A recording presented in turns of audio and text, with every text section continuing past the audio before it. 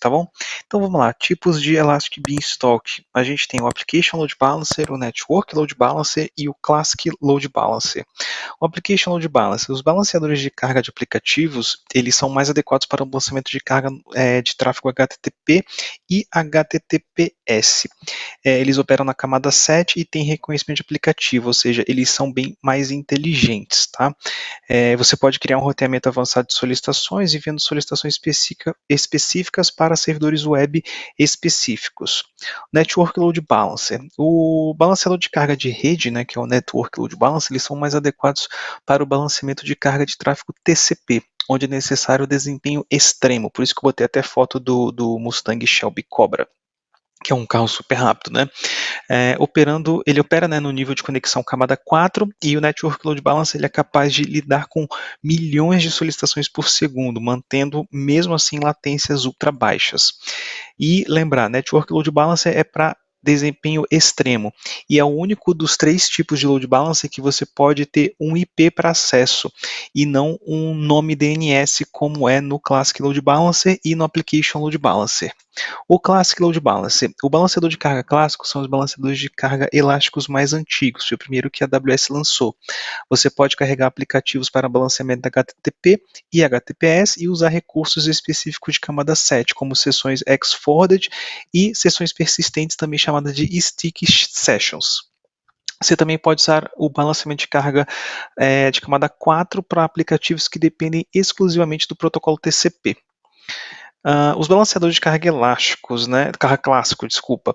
Se o aplicativo parar de responder, o LB ele vai emitir um código 504. Isso significa que o seu aplicativo, a sua aplicação está com alguns problemas e a gente tem que ver qual que é o tipo de erro. Provavelmente é um gargalo na parte dos servidores web ou na parte de camada de banco de dados.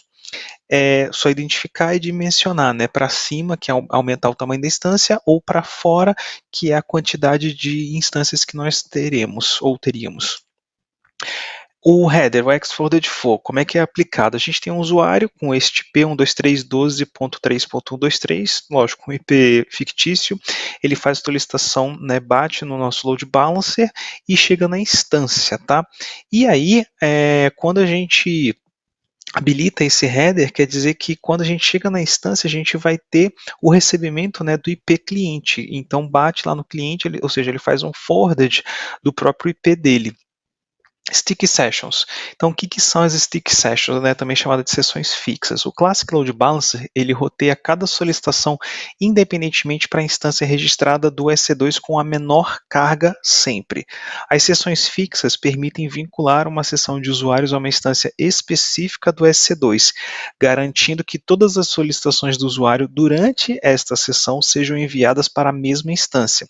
Você também pode habilitar o Sticky Sessions, ou as sessões fixas, para os balanceadores de carga de aplicativos, o Application Load Balancer, mas aí o tráfego vai ser enviado ao nível do Target Group. Lembra que o Target Group é um conjunto de servidores, não é uma instância específica. As Stick Sessions, né? O usuário ele vai estar sempre indo para uma instância e quando você desabilita o Stick Sessions, você acaba tendo a divisão igualitária das sessões, ou seja, o usuário não fica preso mais a uma instância apenas. Cross-Zone Load Balance. Para a gente entender, a gente tem que ver 2 cenários. O cenário 1, que é sem o Cross-Zone, e o cenário 2, que é com o Cross-Zone. Então, vamos para o cenário 1, sem Cross-Zone Load Balance. Então, basicamente, você vai ter o usuário fazendo uma requisição para o Route 53, e o Route 53 vai estar distribuindo 50% para cada lado. Então, a gente tem aí uma região, tá? Essa região ela tem 4 instâncias e a outra região a gente tem apenas uma instância, uma subnetting. E a subnetting ela acaba recebendo, a subnet B, 50% do tráfego mesmo tendo só uma instância. E na subnet A a gente tem a divisão de 50% entre 4 instâncias. Então esse é o cenário sem o cross-zone. Quando a gente habilita o cross-zone load balance, que é nesse cenário 2, a gente tem mesma sequência, tá? O usuário bate no Route 53 e aí ele tem a distribuição transpassada, ou seja, os load balancers se comunicam entre as subnets, ou seja, ele pode fazer faz o span, né, entre as zonas de disponibilidade ou as subnets, e aí a gente consegue ter realmente a distribuição igualitária entre os servidores, ou seja, não sobrecarregando uma zona que tem apenas poucos servidores. Então, o Path Patterns, você pode criar um listener com regras para encaminhar solicitações com base no caminho da URL, ou seja, o Path Patterns, a tradução literal. Isso é conhecido como roteamento baseado em caminho. Se você estiver executando microserviços, você pode rotear o tráfego para vários serviços de back-end usando roteamento baseado em caminho. Por exemplo, você pode rotear solicitações gerais para um grupo-alvo, ou seja, um target group, e solicitações para render imagens para um outro grupo-alvo, né, para um outro target group. E como é que é isso? Visualmente você tem o usuário, ele bate no Route 53 e 100% das requisições vão para essa zona, né, que tem o domínio guilhermeteles.com.br, por exemplo, e quando você tem uma requisição que seja /imagens, aí o próprio load balancer ele faz a requisição para as outras instâncias que estejam numa outra zona ou numa outra subnet. Então é muito útil para a gente estar desonerando e equilibrando as cargas, né, de acordo até com o tipo de aplicação que a gente tenha. Então, conceitos avançados. Lembra que as Stick Sessions ela permite que os usuários permaneçam na mesma instância do EC2, pode ser útil se você estiver armazenando informações localmente nessa instância. O Cross Zone Load Balance, o balanceamento de carga entre zonas, permite atravessar o equilíbrio em várias zonas de disponibilidade. E os Path Patterns, que são os padrões de caminho, permitem direcionar o tráfego para diferentes instâncias do EC2 com base na URL contida na solicitação. E os componentes do auto-scaling, né? A gente tem os grupos, que é um componente lógico, que pode ser um grupo de servidor web, um grupo de aplicação, um grupo de banco de dados. Os templates de configuração, que são grupos usados como launch templates, templates de lançamento, ou launch configurations, que são as configurações de lançamento, como um template para suas instâncias EC2. Você pode especificar o tipo de EMI, o tipo de access key, o tipo de instância, grupo de segurança, etc. As opções de auto-scaling, né, elas fornecem diversas opções para escalar os grupos. Por exemplo, você pode configurar um grupo para escalar baseado numa ocorrência específica ou com agendamentos. Então, quais são as opções de auto-scaling? Você tem 5 tipos basicamente: manter as instâncias ao mesmo nível todo o tempo, escalar manualmente, escalar baseado no agendamento e escalar baseado em demanda, e usar a escalação preditiva. Mantenha as instâncias sempre no mesmo nível. Você pode configurar o seu grupo de autoscaling para manter um número especificado de instâncias em execução todo o tempo. Para manter os níveis de instâncias atuais, o Amazon EC2 Autoscaling ele executa uma verificação de integridade periódica, ou seja, se uma instância tiver problema, ele vai matar aquela instância e vai subir a quantidade equivalente àquela que quebrou. Então, por exemplo, se a gente precisa de 4 instâncias, uma tem problema, ele vai subir apenas mais uma instância. Se 2 dão problema, ele sobe mais 2. Então, ele sempre mantém aquele padrão pré-configurado. Escalar manualmente. O dimensionamento manual é a maneira mais básica, né, e mais até rústica de dimensionar os recursos, onde você especifica apenas a alteração da capacidade máxima, mínima ou desejada do seu grupo de dimensionamento automático.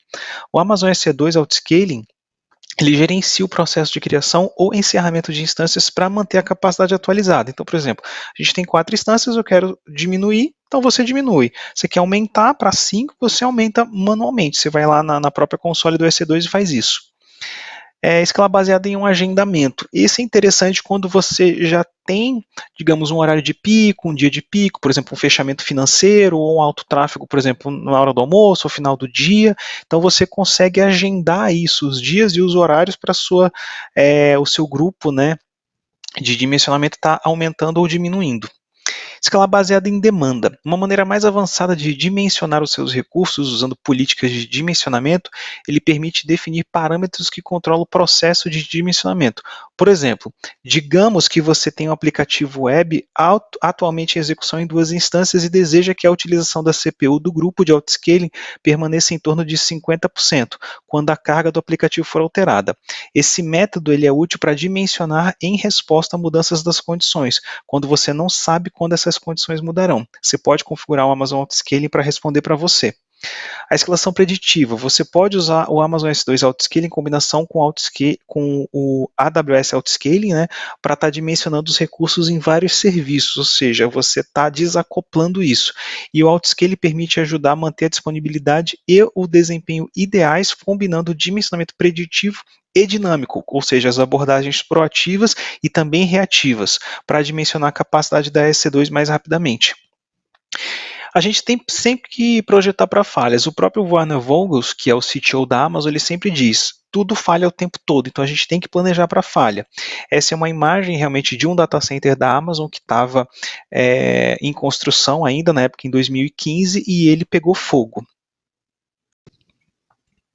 Bom, aí a gente cai para o Simian Army. O Simian Army é um projeto da própria Netflix, tá? É um projeto open, então você pode ir lá, você pode baixar cada uma dessas ferramentas. O Chaos Monkey, ele destrói instâncias, o Chaos Gorilla, ele simula a queda de uma zona de disponibilidade, o Latency Monkey aumenta a latência, e por aí vai, tá? Então, o Security Monkey eu já utilizei, ele faz um assessment e faz um score de padrões de segurança pré-definidos, inclusive a gente pode configurar algumas correções. Então, assim, tem ferramentas muito boas na Netflix, eu recomendo a gente estar olhando o GitHub da Netflix, porque eles focam os testes de maneira bem agressiva para sempre estar disponível, ok? Exemplo de arquitetura HA, a gente tem aí o usuário faz uma solicitação de uma aplicação para o Route 53 e a gente tem toda uma região com subnets, né, em diferentes AZs para ser uma zona DMZ, né, para as instâncias públicas e o banco de dados numa zona privada. E a gente tem a redundância disso para uma outra região com um ambiente totalmente replicado. Então é muito interessante a gente estar pensando nisso para aplicações mais críticas, tá? E para complementar, né, ainda bota aí uma sequência de grupo de auto-scaling, ou seja, para aumentar e diminuir a instância conforme a carga. E Elastic Beanstalk. Bom, com Elastic Beanstalk você pode implementar e gerenciar aplicativos com rapidez na nuvem da AWS sem se preocupar com a infraestrutura que executa esses aplicativos. Você simplesmente carrega o seu aplicativo e o Elastic Beanstalk lida automaticamente com os detalhes de provisionamento de capacidade, balanceamento de carga, dimensionamento e monitoramento de integridade do aplicativo.